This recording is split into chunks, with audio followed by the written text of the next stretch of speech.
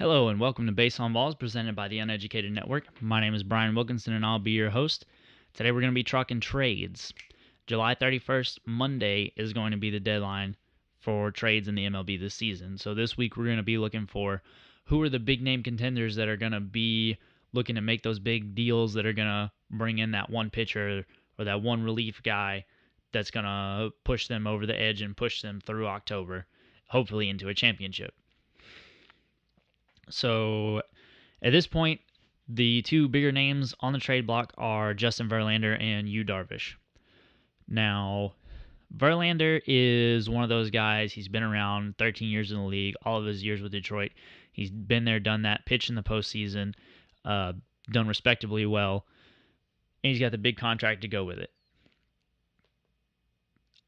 As well as having the large contract, he also has a no-trade clause in his contract, which means he can veto any trade that Detroit may be wanting to set up. If he just doesn't want to go there, he doesn't have to go there.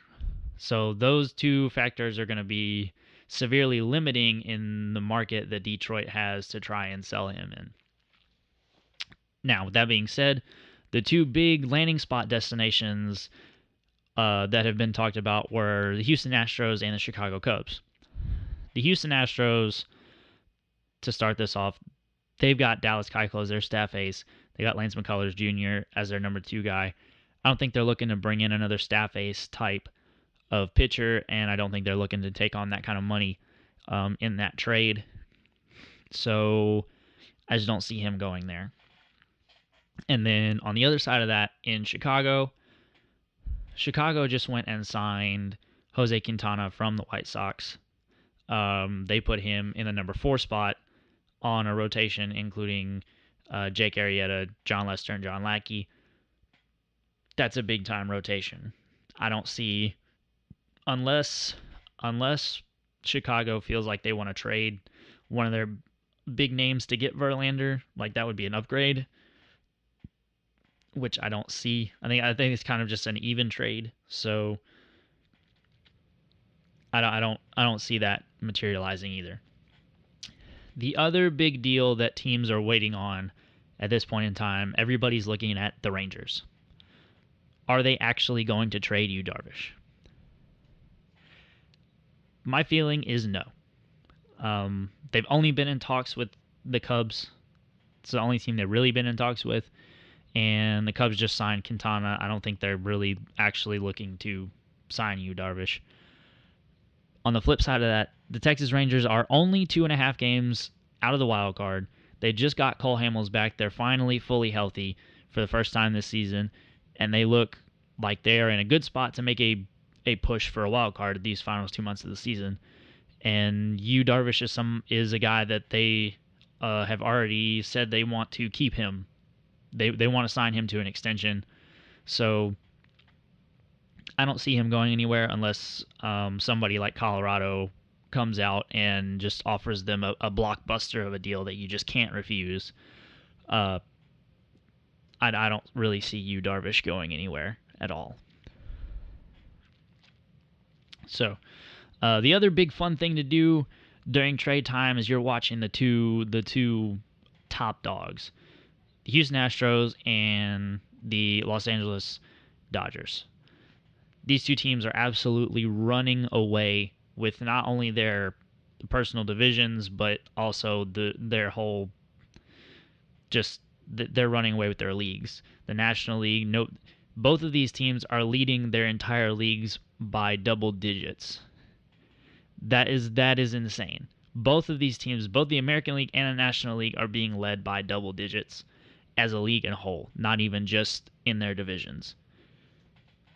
So we're looking to see, these guys are kind of at their leisure to shop around and kind of do what they want and see if they want to do anything at all. Which have been a topic early in this week. The Houston Astros had the third man in their rotation, Colin McHugh, has been on the DL all season long. He hasn't pitched. He just came back off of the DL, started his first game last Saturday against Baltimore, went 4 2/3. He gave up 4 runs, but Houston came out early this week and said that was enough for them. they're not looking to really shop for another starter. So it's looking like that the four-man over there is going to be Dallas Keuchel, Lance McCullers Jr., Colin McHugh, and Charlie Morton. And they're saying those four guys, those are going to be our starters. They're going to get us through this postseason. Now, what they also did say this morning was that they are looking to add help in their bullpen. The bullpen has been very good this season. You've got Chris Davinsky striking people out left and right. Ken Giles closing out games like just another day at the office to him.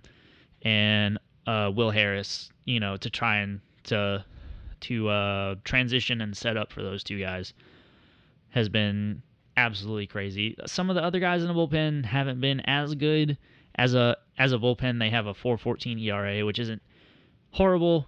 It's not the best you could do, so you could stand to get some improvement in there.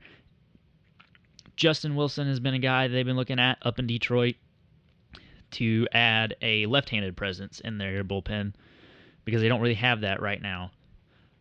And that's really one of only the minor ways that they could increase their odds. Houston's not a team that has very, very many weaknesses right now. Their lineup is plus 169 in run differential this season, so they're giving their pitchers a lot of runs to work with.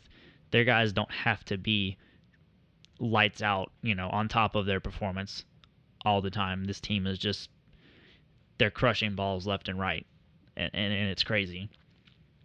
So Houston is, at this point in time, still actively searching out for people, though.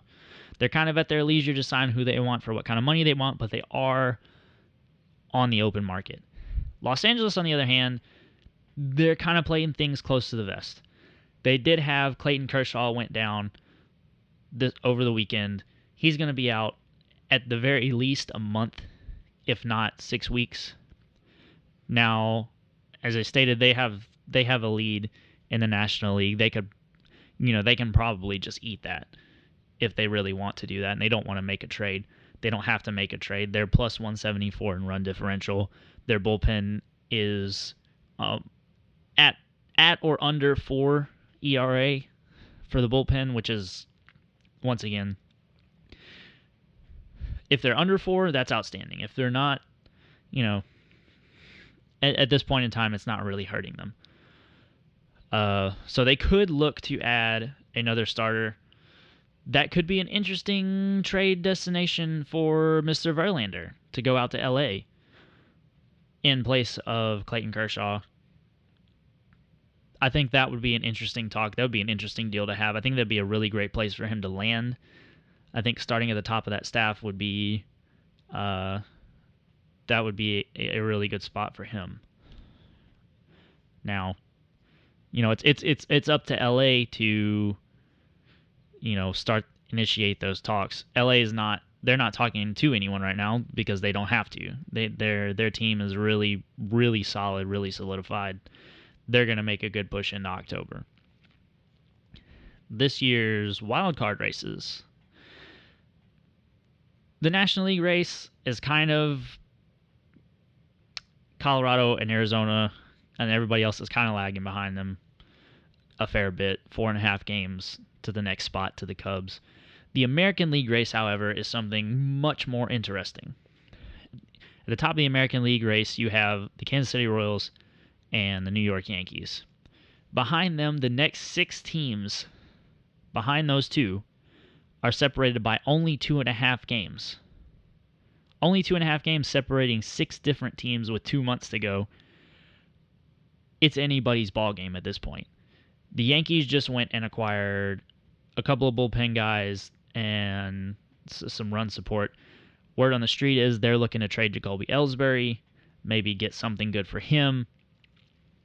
Kansas City hasn't really been looking for anything at all. But those races could heat up. Any of those 6 teams could hit a hot streak and jump up into contention for that wild card spot, that 1-game playoff. Those games have started to be kind of fun. They introduced that.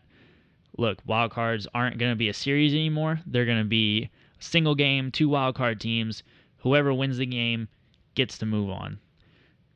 And the American League wildcard has definitely benefited from it. The races have become very tight down the stretch in these last couple of years, and the wildcard games themselves have been back and forth contests.